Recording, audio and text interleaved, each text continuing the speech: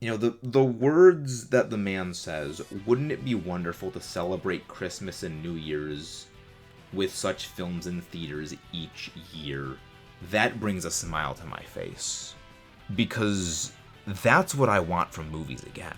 I think that this is definitely the question on any moviegoer's mind right now, is just what is next for Hollywood? What is going to happen with them?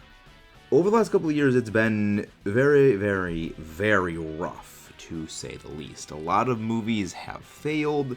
They've been going for this almost arms race escalation of trying to make bigger and bigger blockbusters that get released in theaters, and yet also are sometimes releasing simultaneously on streaming software and not managing to make back the money that it costs to make them.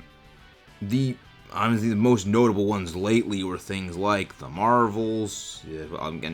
It's kind of hard to not list off just every single Disney project for this, because they basically own half of Hollywood at this point, and continuously overinflate how much they deflate how much it costs to make a lot of their movies, with the Rays of Skywalker literally needing to lie about $100 million being absent in the budget, only to come out far later to downplay the amount of money lost on it, while the price of tickets continues to go up, which makes it even more difficult to recoup that investment, because less and less people are going to go to the theaters. And while yes, the option is, well, you can go watch a movie on a streaming software, when there's 8, 9 different streaming softwares, there's Disney Plus, Paramount Plus, HBO Max, Netflix, Hulu, and probably a bunch of other ones that I don't even know about. It is simply impractical to have all of them, and is a far more massive drain on money than just going to the theater and shelling out, a $15 ticket? And that's not even including if you're getting any popcorn, soda, or anything there. Now, my brother and I, we go to see movies very, very rarely. We generally see it if our dad comes into town, and 3 of us go. It's, nearly $60+ to go see a movie? It's just very not feasible to do. And especially when the movies are not really the best. To get someone to go see a movie now really takes an Avengers Endgame, Spider-Man No Way Home, Godzilla -1, Oppenheimer quality movie to be worth going. When the unfortunate part is, the reason why those prices are so high is due to the way in which money has to be split between the theaters and the movie studios themselves.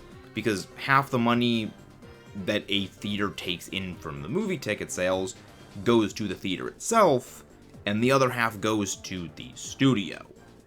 And with the amount of people that were lost during the massive lockdowns from the plague that took place, paired with the people who are now just not even going to theaters because they can go watch on streaming software, means that the theater owners have to jack up the prices just to basically break even, along with minimum wage rise. They have to shell out even more money. And that's not even covering the studio corporate side of things, where they need to have massive advertising budgets, which are basically either 50% of or double the price of the movie itself. So for a movie like the recently released Superman, in order to bare minimum break even before advertisement comes into effect, it would need to gross $450 million at the box office. If you include the advertisement budget, which generally is about half of the actual budget of the movie itself, that would push it up to closer to almost $600 million to break even. Hello everyone, I'm Max Allo, your American Allosaurus. Yes, we are talking a bit about Hollywood today, because even though, yes, I am a bit negative on a lot of the stuff, it's only because I care. I love going to the movies and seeing movies on the big screen. There's a lot of movies you can only experience in the theater proper. but that is becoming a harder and harder thing to do. If you agree, disagree, don't forget to comment your thoughts below and subscribe for more, as well as leave a like or dislike. This is especially important because apparently YouTube changed things, and if you do not interact with the video, your view does not count in the eyes of YouTube. You do not exist. However, you matter to us. So, make sure you matter that extra little bit by doing those things. But going back to the whole theater cost everything problem is that, and this is debatably the biggest problem when it comes to movies as a whole because of the lockdowns where people just don't seem to want to go to movies as much, is with how massively cost prohibitive it is to go out. And that's even before, you get your popcorn, if there's a special bucket, to get stuff like I have that for Godzilla Kong New Empire. It's getting more difficult to get people into the theaters to see them when every movie is trying to be blockbuster caliber with a, several $100 million budget that is difficult to recoup. Ironically, the solution to this is not bigger and bigger budget movies. It was always to go smaller, go more focused, go simpler, to bring back the B-movie style of production, which some studios, and bless them, they have been doing this. Just look at some of the more successful movies that have come out lately. Things like A Working Man, Beekeeper, both of which were $40 million budget movies, which did very well. And also in sort of an amusing way, despite the fact that, yes, streaming softwares have split people into going to the theater and not, and also somewhat diluted the quality of movies because, oh, well, we don't have to have the movie make this much money at the box office because we get our stuff from the streaming revenue stuff, when that really doesn't work out that way. We'll go to that a little bit later. That doesn't work for these massive, $300 million movies like, let's say, Star Wars was, where they're dividing it like that. For a, again, comparatively smaller movie, something like The Beekeeper, or actually the movie Prey, which only had a $65 million price tag, that does work. Because you don't need tens of millions of people flocking onto a streaming software just to watch it. You need maybe a couple million to a couple 100,000. To show just how few people are actually going to see movies these days in comparison to what it was before, let's look at the recent MonsterVerse Godzilla Kong New Empire compared to Godzilla 2014. GXK had a gross revenue of about $570 million, which is fairly impressive. That's pretty good. From the US alone, it was about $200 million. Let's flash back to Godzilla 2014. It grossed $524.9 million. Keep in mind, around this time, movie tickets were about $5 a ticket, compared to GXK, where they're about $15 a ticket. And the reason that I remember that back then, that's what movie tickets cost for $5 is, funny story, when I went to go see Iron Man 3 with my brother, we had a coupon from the Red Baron Pizzas, which basically said, okay, yeah, you bring this in and you get $10 off one ticket for the movie. Now the tickets were $5 because my brother and I went to go see it, and, we brought, of course, the extra money in case, the ticket didn't go through or whatever, and the guy that was doing the ticket thing screwed up and took the $10 off the price of both of our tickets. So they were at minimum $5 each, or actually at maximum $5 each, because the $10 off covered both tickets when it was only supposed to be one. So that's how I remember back then it was $5. So you can roughly triple those earnings for a comparative number. To back calculate basically how much it was. Basically what I'm trying to say in here is, despite the fact that GXK made more money than G2014, almost 3 times the amount of people roughly saw Godzilla 2014. Yeah, that is extremely bad in terms of just long-term retention for a viewing audience. It's why movies making hundreds of millions of dollars is far less impressive in concert with inflation. So this begs the question, what is the future of Hollywood going to look like? And unfortunately for Hollywood, it does look very bleak.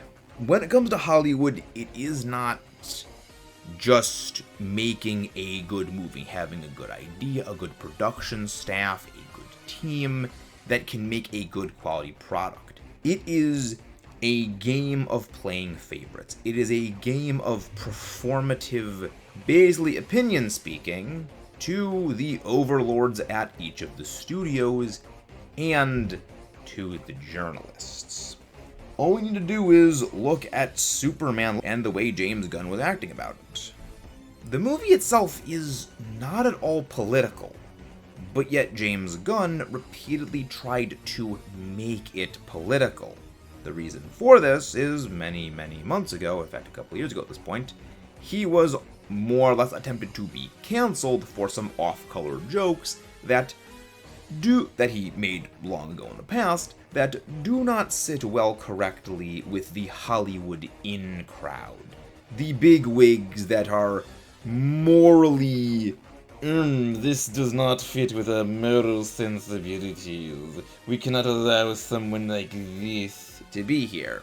So, by saying what they want to hear, by agreeing with them, and basically doing a modern day version of self-flagellation, so basically going and humiliating himself to show, see how much I've changed, I'm good now, to get in their good graces again. Because every idea, every director, every producer, everything needs to be approved by the studios in order to have their ideas, their pitches be converted into an actual product. If they are not in their good graces, you could have the best idea in the world, but it's never gonna fly. Then the other ugly side of this monster is the critics and the journalists, which thankfully some studios are starting to learn appealing to them is not the way to get to the audience. But some are still terrified of them because they want those good awards. A perfect example for the other side of this coin, and just how horribly toxic this is you have to look at Oppenheimer. When it came to the production of this movie, one of the executive producers, the person who owned more or less the rights to the movie being made, had to be hidden completely from public eye. He was unable to attend any screenings, any events, anything. Imagine if when Star Wars was being made, George Lucas couldn't attend Star Wars, or Steven Spielberg couldn't attend Jurassic Park things, because they had a view on something that just disagreed with others. This is why James Woods could not be there for pretty much anything involving Oppenheimer. He politically leans to the right, which, because Hollywood does not like that, the studio more or less advised him to stay away from anything and being associated with the movie, so that journalists, so that critics would not write basically targeted hit pieces on the movie to spite him. Because that is exactly what they will do. It is not a matter of being the best at making a movie. It is not a matter of being the best at writing, at directing. It is a matter of playing political and worldview games to stay in people's good graces, which is not the way that it should be. Appealing to either side politically, I think, is a horrible idea. This is the same reason I have an issue with Godzilla King of the Monsters.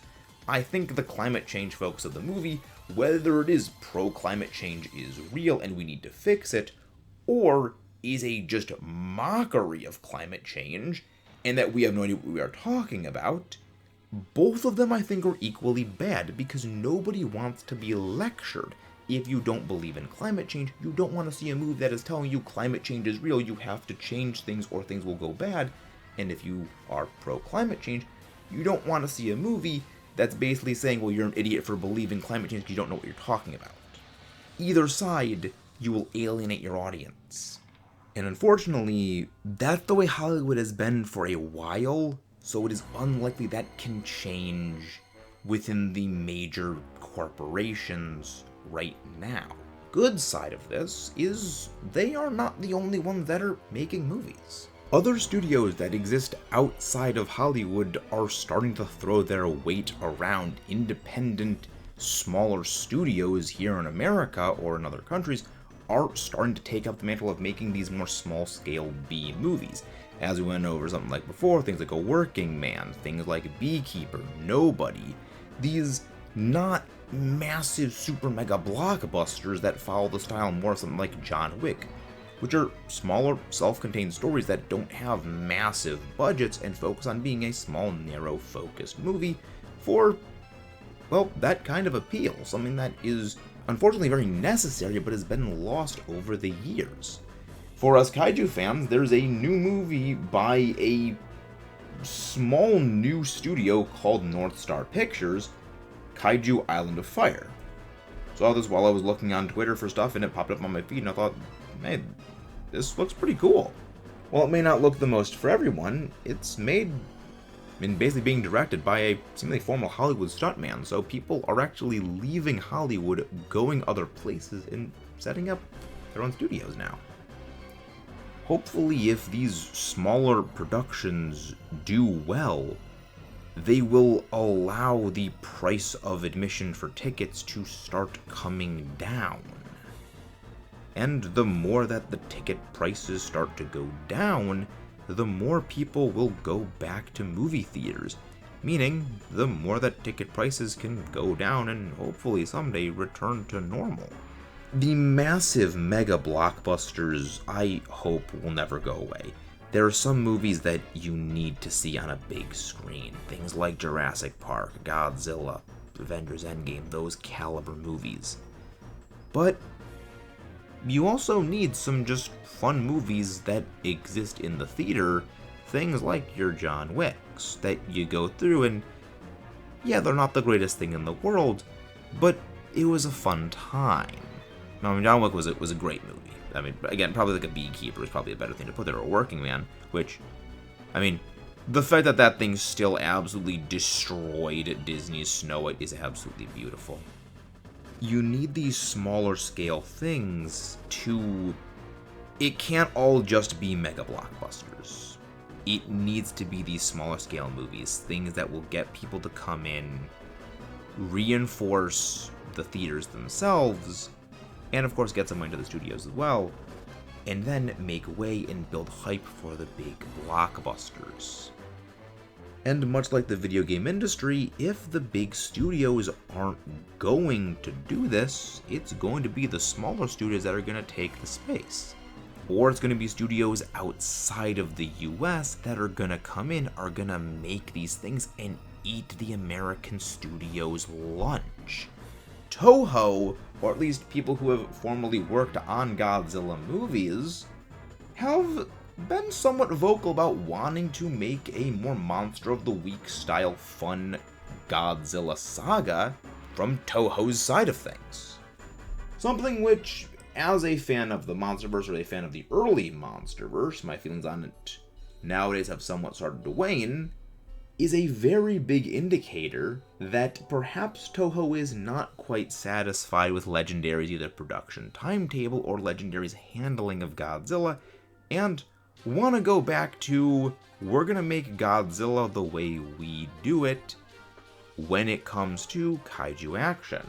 One of the Heisei Millennium era producers, and apologies to the legendary Chad if I mispronounce the name, Shogo Tamiyama, wants to have there be a new, quote, family-friendly Godzilla film series that distinguishes itself from the much darker Shin and the incredibly dark Godzilla -1 style movies, centering it mostly around monster battles and going back to the traditional miniature and Suitimation style of filming with added layers from modern visual effects, sort of merging the old school style with the more advanced CGI for patching up and enhancing the scenes, as is really always the way that it should have been.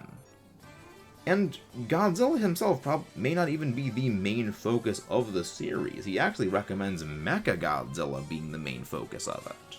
The words that the man says, wouldn't it be wonderful to celebrate Christmas and New Year's with such films in theaters each year? That brings a smile to my face. Because that's what I want from movies again. Being able to go... I would love nothing more than to go to the movie theater 4, 5, 6, 7 times a year. So long as it was worth it.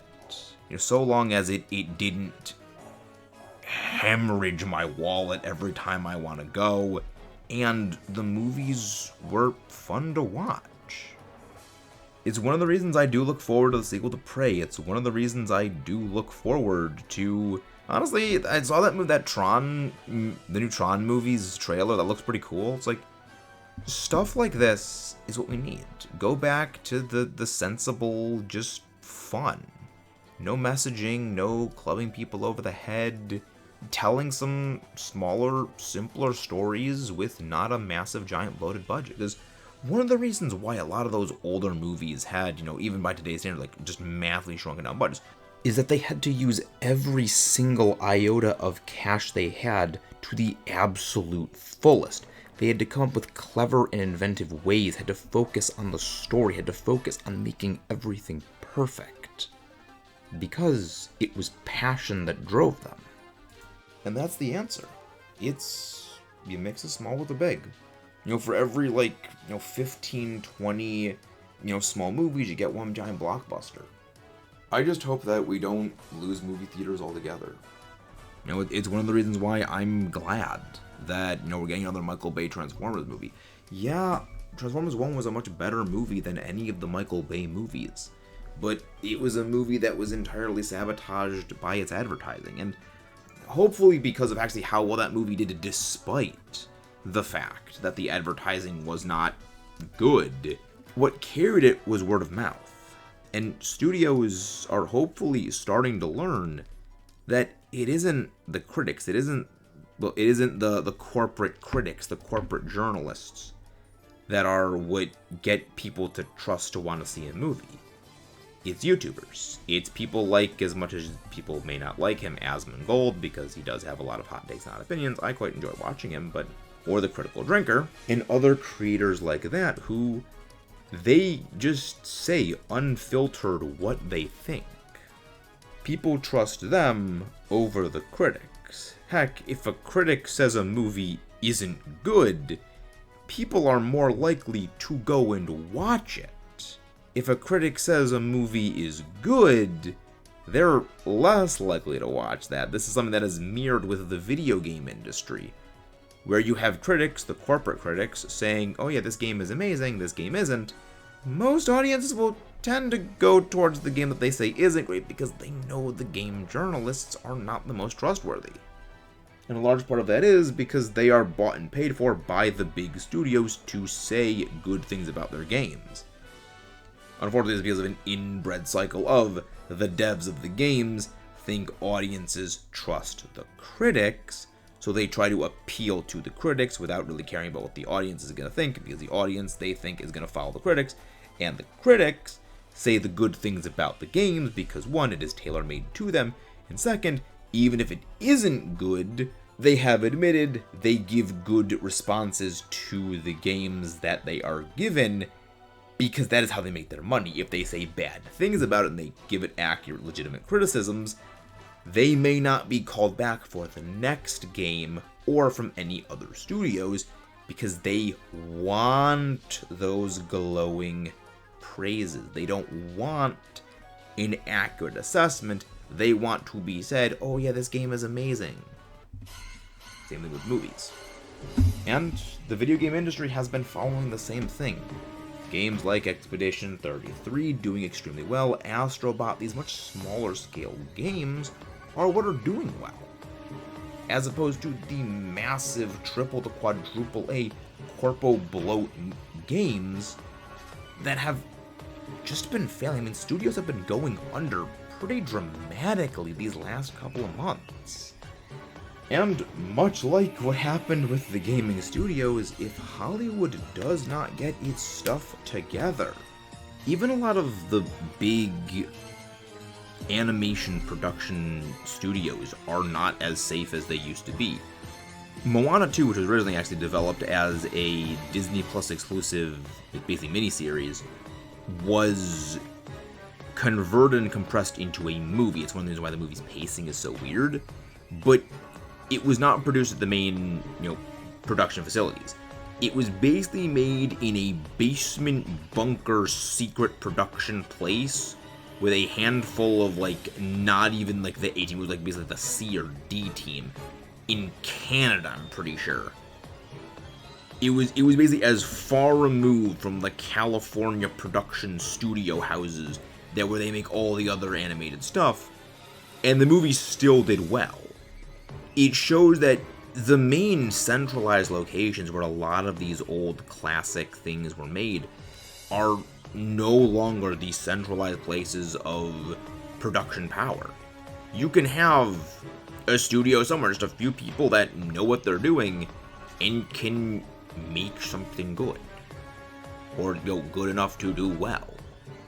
Which again speaks very well to the capabilities of independent studios made by people who have left a lot of these production places to create something new. When it comes to, independent creation of stuff, while I am not the biggest fan of fan-created works for series, I am a bit of a content purist. My brother did make me watch Shelter 54, the Godzilla analog horror story, and just the writing in that was amazing. You get that kind of writing, a professional or even semi-professional studio thing. Change a lot of the names of the monsters, to be, of course, legally distinct from Godzilla stuff. And you've got just an extremely well-written passion project of a monster movie.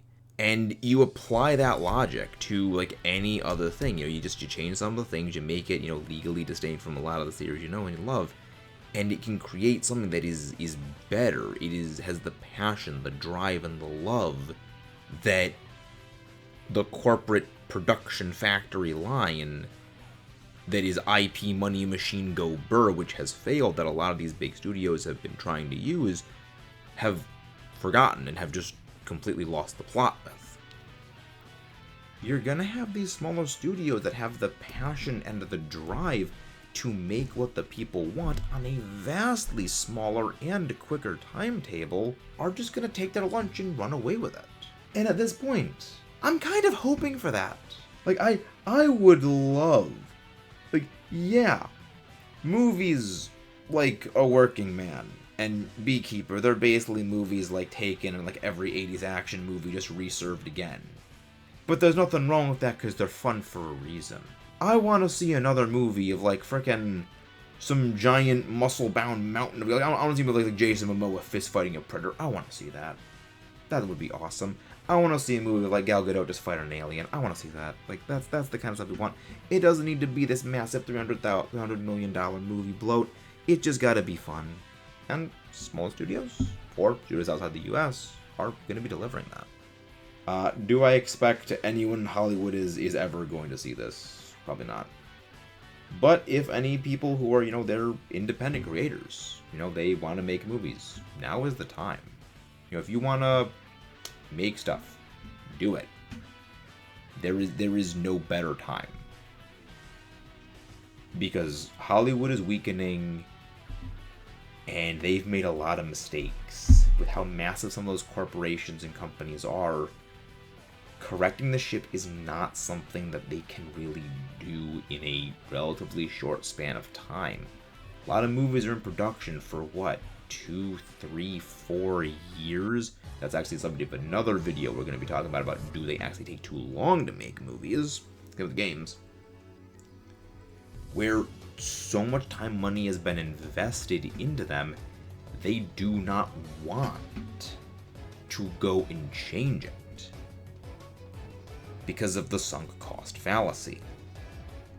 But when you've got a much smaller production team, much smaller production cost, and it's a passion project first, because you want to make something, and you legitimately care about, is your audience going to enjoy this, making those changes becomes a lot easier. You know, the line from Black Panther, Captain America: Civil War, where T'Challa said, two people can accomplish more than 100, and then T'Challa says, unless you need to move a piano, it's very apt for entertainment like this. When you have a small group of people, they can focus the vision, they can keep tabs on everything, make sure everything is going straight along, as opposed to these massive companies that have tens of thousands of people. That has become an IP manufacturing production line rather than something that is driven by passion and love for a series first and foremost. Maybe this is just me kind of talking into the void, because I know the videos like this don't generally do super well, but I want to thank you guys for listening. If you haven't done so already, please do not forget to subscribe for more. Comment your thoughts below, leave a like on the video, because I really just, I love movies. I rant and I rail on them because I care, because I want to see them done right. I want to see good movies going forward for the rest of time, because if they kind of collapse in now, we might not get a lot of them, as many of them in the future.